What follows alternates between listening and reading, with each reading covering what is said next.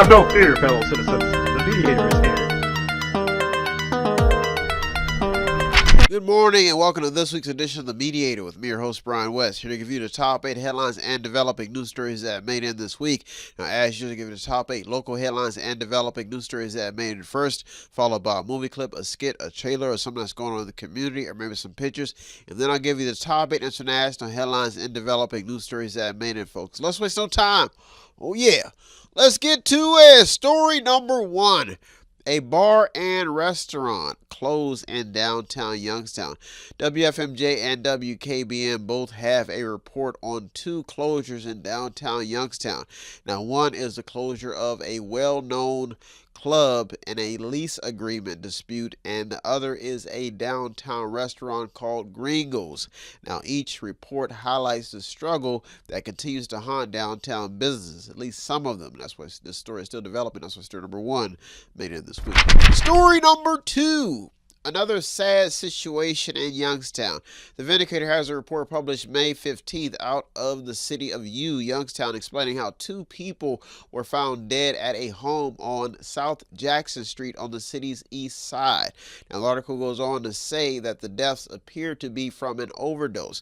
Now, this is yet another incident highlighting a still ongoing battle that the city has with drug abuse. Folks, this story is still developing. That's why story number 2 made it in this week. Story number 3. Upgrades in Milton Township. Dan Pompley has a report published May 14th out of Milton Township, and what the article says will be paving and storm sewer improvements. Now, the report explains how Mahoning County Commissioners have awarded $172,000 to Milton Township for the upgrades and are set to start this year. The article explains all of the work set to be done and even names exactly where the work will be done at. That's why story number 3 made it this week. Story number 4. Another change reported for Youngstown City Schools. Keyword is another change. Sheen Barron has a report published May 10th explaining how Youngstown plans to merge the remainder of the last standing high schools. Now, this is yet another change for the city. Now, over the last 30 years, the city has consistently carried out changes to their schools due to enrollment and budget issues. Now, this time, the city plans to merge East and Cheney High School. Now, the report goes on to explain how the new school will operate at the 474 Bennington Avenue building on the east side, but they will have probably a name change or some restructuring. Now, the district has about 1,000 high school students, and this was stated in the report if you did not know that. Now, the article cites staff reductions and a complete downsize of the district. Now, one issue mentioned in the report is transportation. Ohio Senate Bill 12 is also mentioned as a concern in the report by Superintendent Jeremy Batchelor. Now, the bill requires failing schools to either close or restructure. That's why story number 4 made it this week. Story number 5. Budget talks in Trumbull County. Raymond L. Smith has a report out of Warren explaining how Trumbull County is addressing budget issues. The report was published May 14th and lays out how Trumbull County is moving forward with what the headline calls budget constraints. Now, the report goes on to explain how the city is figuring where to get another $2 million for a renovation project that they have planned. Now, the article is filled with funding issues and questions on where they plan to get the money to fund their projects and to make upgrades. Now, the fact that a tax is not being considered is what got the story in. That means they're trying to leave a tax out of the question. That's why story number 5 made it. Story number 6. Farmers Bank expands. Canfield. J.T. Whitehouse has a report published May 10th in what appears to be plans for a $9 million addition to the Farmers Bank headquarters in Canfield.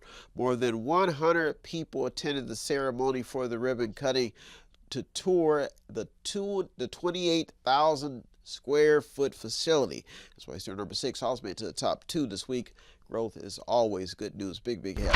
Story number 7 and the top 2 local headlines and developing news stories that made this week. Folks, if you do not get up this early, I do upload the show to the website on the screen on Monday. So if you don't get up this early, you can check out the show on the website. Let's get to these top 2 stories. Story number 7, 63 workers out of a job in Howland. The Vindicator has a report published May 10th out of Howland.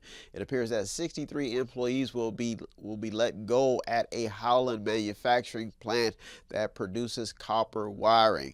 The fact that jobs will be lost is what has stories like these still trending. That's why story number 7 also made it to the top this week. Big. Story number 8 at the top. Local headline and developing news story that made it this week for you to keep you informed. Folks, if you want the show to show some support or anything we do here at Method 8, all you do is visit the website on the screen, buy something, click on something, watch something, read something, or just sponsor a program. Or you can stop at the store at 5648 Market Street in Boardman, Ohio. See my smiling face, buy something in the store. Story number 8, local businesses remain in top headlines. 10.K worth of guitars were reported stolen from the Guitar Center out of Boardman.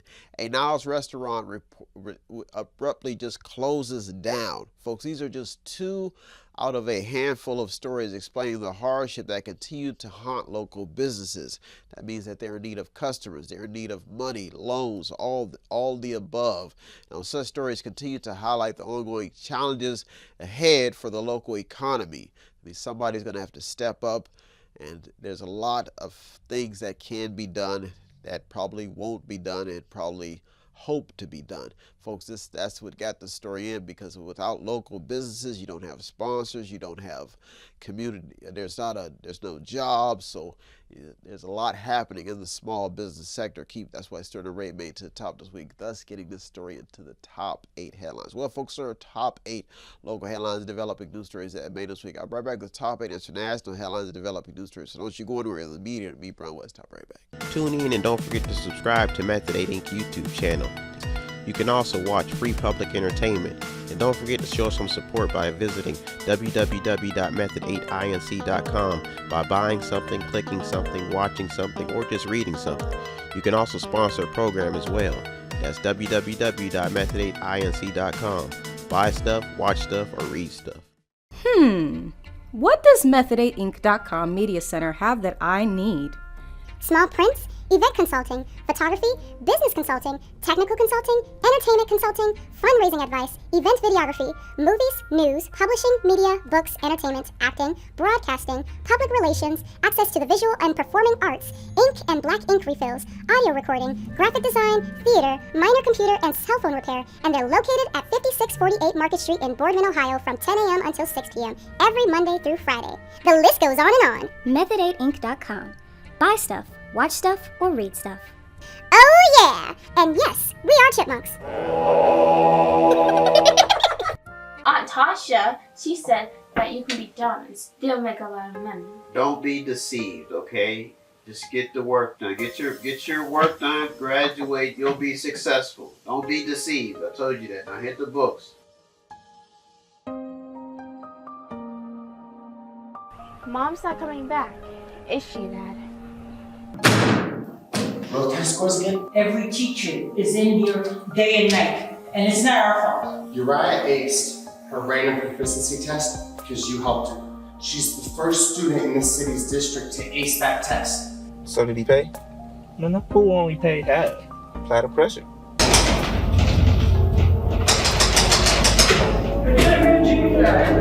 get that mess out of here! Titi, you picked this district, Titi. I'm going to Puerto Rico. Me voy a Puerto Rico, Titi. Cálmate. Calm down. ¿Cómo que me calme? How am I calm down? You had us come here, Titi. How can I protect myself? That's all I need for you to help me with. How do I protect myself? Oh, they're not going to hurt you. If this is what I get for being a good student and acing a test, I'd rather have failed. I never told you that being good would be easy. Clear target, cannot miss. Home for his little girl. Take me. They're in danger.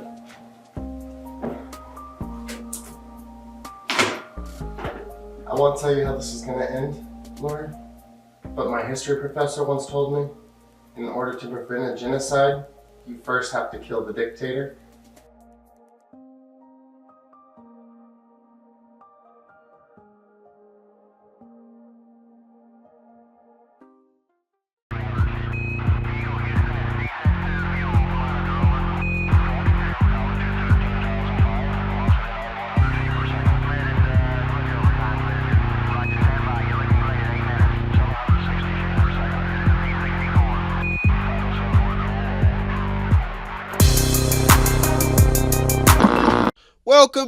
Welcome back. Now it's time to get to the top 8 international headlines developing news stories that made this week. Folks, this week we're talking about running a business, being an entrepreneur.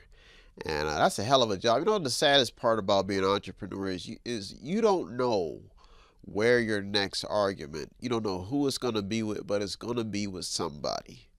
And these arguments just spawn out of nowhere, you know. You could be doing something as simple as tying your shoe, and next thing you know, somebody could bump into you and just want to file a lawsuit. Being an entrepreneur is probably one of the toughest ventures that you probably could take in your life.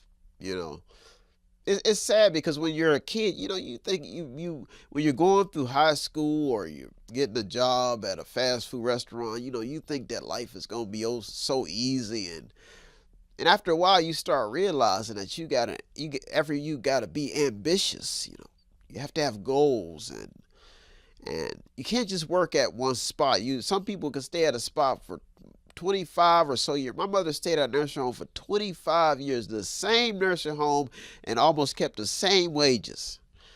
And some people just don't like to settle. You know, you want to do something that's amazing, something that's gonna change the world. And then when you do it, you find yourself alone in a room. Everybody's upset with you. Sad.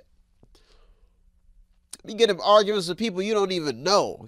Coming up to you, excuse me, that don't look right. Can you change it? You look at that. What do I do? What do I do? This is my property. I'm paying the bills. You paying the bills? Some people just don't get it. You know, they'll tell you what to do on your own property, tell you what to wear, and I thought I was the owner, you know. I thought I could, you know. Then you got the law. You got to have vendors licensed to sell. Then there's people breaking the law, wanting to be paid under the table. And then when the tax man show up, they taking everything. The feds coming up in your room.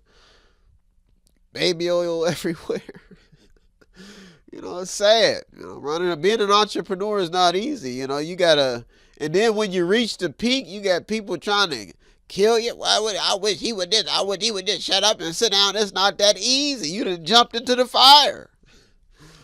So this week we shout out to entrepreneurs and the people who take the leap into business. I said not all of them are stable. I mean, you could be in business and be paranoid. Be a paranoid schizophrenic. You could be a bipolar mania. You know, their business people are not stable. You know, they have social issues.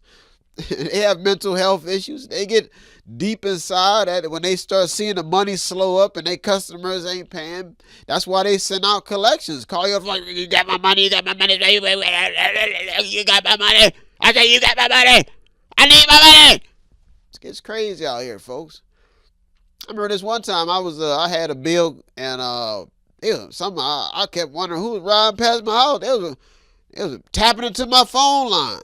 I picked up the phone. Babe, your sister got a loan here, Brian. We need our money. Calling the bank. They sitting out front. You got it? Serious. Then you got to go to bankruptcy court if you file for bankruptcy, folks. This is serious, folks. Let's get to these top stories. It's nasty when you got to be an entrepreneur. It's not easy.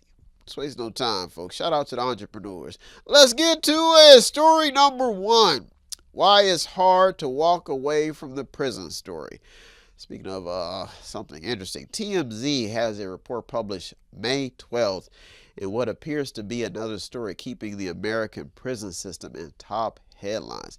This is after Tory Lanez was stabbed over a dozen times. Now, the rapper was later hospitalized after he had collapsed lungs Folks, this story continues to keep the harsh environment of the prison system the prison stories that continue to creep in and out of headlines. And when it comes to the conditions and the state of the American prison system, that's why story number 1 made it. Story number 2, the story keeping abortion in top headlines. National Review has a headline explaining how Planned Parenthood facilitated a record number of abortions while receiving taxpayer funds in 2023 and 2024. Now, the number is over 402,000 at the expense of taxpayers who foot the $800 million bill. Wow.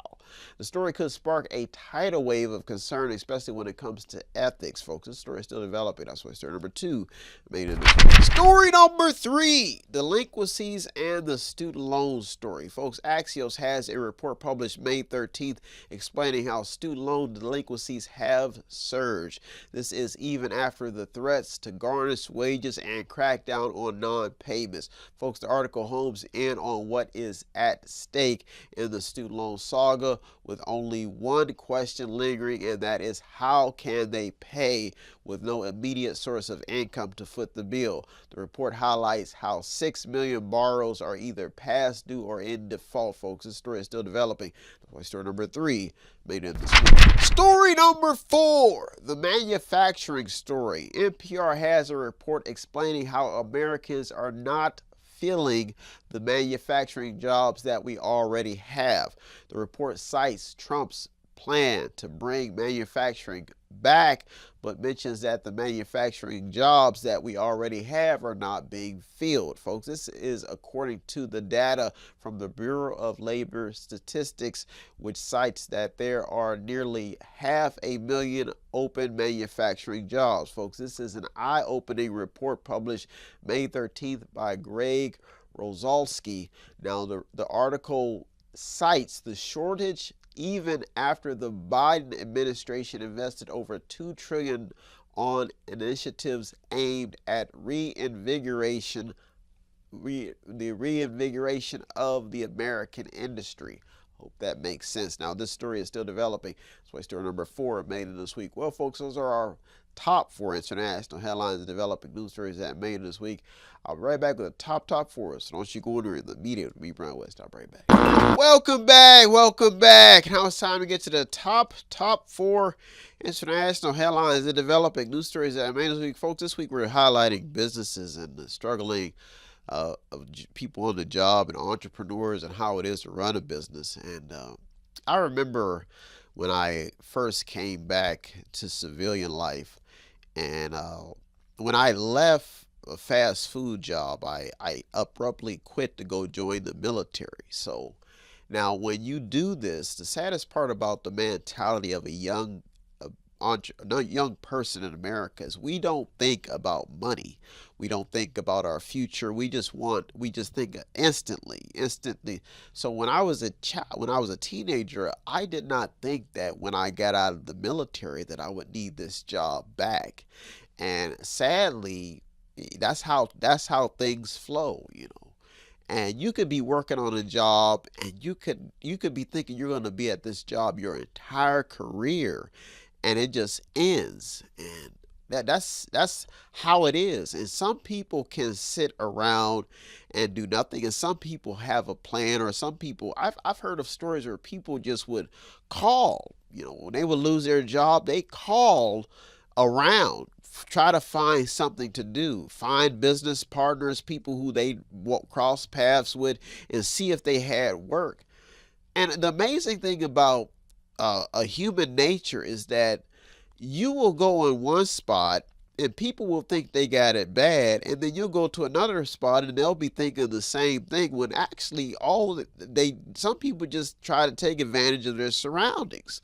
You know, I stay in a cheap part of living. The things around where I live at are cheap in this community. So some people think that they have it worse, that they need to go to a big city, where sometimes that's not the case. You know, I remember when I first got to where I lived at, I remember seeing somebody homeless, and some people just make a gig out of being homeless.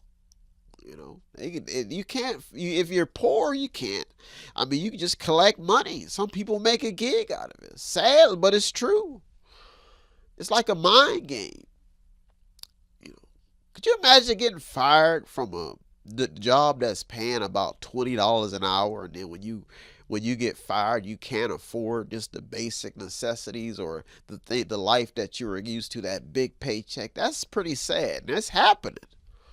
People probably been working some of these jobs for years, making $20, $40, maybe some $30 an hour. Then all of a sudden, all that money slows up. You got a big mortgage payment, folks. This is real.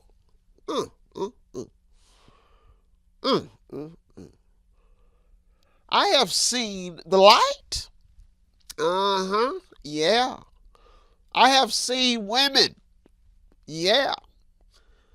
Who were married to major athletes, NFL players, who lost everything. And it's sad. And while you're pushing the broom, nobody wants to push the broom, and nobody wants to clean the toilets anymore, folks. Whoo! What happened? But Brian, I'm still pushing that broom, and I'm still cleaning toilets, and I'm still searching for a good story, baby. Whoo! But that doesn't make me better. It just makes me different. It just makes me hungry. Try, and try again, even after I get knocked down. And that's the process. The process of doing what you got to do to survive in this jungle of a lot of people just losing their jobs. But we're holding on. There's some people still got jobs, folks, and some people still keeping the American dream alive. So this week, we're focused on business. What would you do if you almost lost or about to lose your job? How would you handle it? Let's waste no time, folks. Let's get to it. Story number 5. The deal keeping President Trump in top headlines. Reuters has a report published May 14th explaining how Trump says that the U.S. is adding $1 trillion in investments after his trip to Saudi Arabia. Folks, the deal stated in the report included Amazon and Oracle and some other companies not mentioned in the report. Now, it appears that the president's ideal plan is to spread made in America products across the globe, which will either reverse settle or even the tide when it comes to competing with China. Now, the story did not mention any pros and cons, but mainly focused on the president's trip. That's why story number 5 made it. Story number 6. The inflation story has so many angles.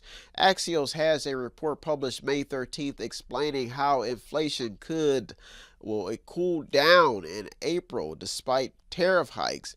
Now, the report homes in on something unique and answers the question of if Trump's tariffs have anything to do with the cooling down. Now, as the data comes in, analysts will be homing in on what is taking place. Taking place in this roller coaster ride, because in 12 months through April, the consumer price index rose 2.3% compared to 2.4% the previous month. Now, the report goes on further to explain how the data shows little impact on consumer prices from Trump's tariff policy. Now, the question now seems to be, will the trade war cause prices to ease back up? Folks, this story is still developing. That's why story number 6 almost made it to the top 2 this week, because we're talking cost. Big. Story number 7 and the top 2 international headlines and developing news stories that I made this week for you.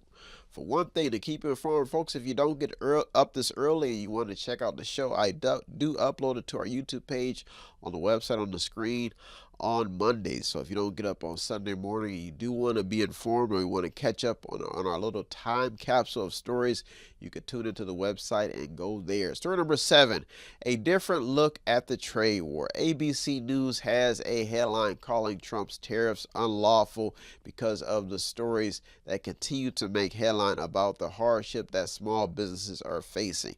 The article quotes an unprecedented and unlawful expansion of executive power. There is so much tied into this story, including the 1977 law that gives the president the right to regulate commerce during national emergencies. The question posed in this report keeps the attention on the legality of Trump's tariffs. Folks, this story is still developing and adds to a number of conflicting reports keeping Trump in top headlines. That's why story number 7 also made it to the top this week. Big headline. Story number 8 and the top international headline and developing news story that made it this week for you to keep you informed, folks. If you do want the show to show some support, it does not take much. All you do is visit the website on the screen, buy something, click on something, watch something, read something, or to sponsor a program. Or you can stop by the store at 5648 Mark Street and see my smiling face. Some people just come in just to chat about their life. They need somebody to talk to, anything. Story number 8. The U.S. budget story. Reuters has a report published May 12th explaining how the U.S. budget surplus surged to $258 billion in April. Now, the article cites strong tax receipts in the final month of the tax season and record collections of imports duties. Now, the article goes on to explain how the Treasury reported that customs duties in April have totaled $16 billion, which is a $9 billion increase from the year earlier. Now, the report states that Trump's boosted tariffs on Chinese goods to as much as 145%, while slapping at least 10% levies on imports of goods for other countries could have contributed to the jump.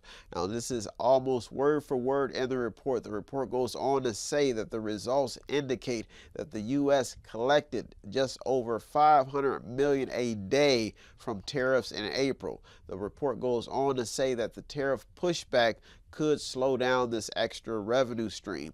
Folks, this story is still developing and leaves the reader wondering if the president is winning his tariff war. That's why story number 8 made it to the top this week. Well, folks, there are top 8 local and international headlines and developing news stories that made it this week. I hope you got something out of today's program. I always get something out of doing the research. As usual, I like to thank all the news outlets, the journalists, the people on the front lines. You deserve all the credit. I'm just the mediator, the man in the middle, navigating your stories, your news stories, just to keep people informed. Folks, if you do want the show to show some support, it does not take much. All you have to do is visit the website on the screen, buy something, click on something, watch something, read something, or to sponsor a program. Or you can stop by the store at 5648 Market Street in Boardman, Ohio, and see my smiling face. Well, folks, I am out here. I'll be back next week, Lord willing, to look through over 200 or more stories just to keep you informed. Thank you for tuning to The Mediator this week with me, Brian West. Peace. Have no fear, fellow citizens. The Mediator is here.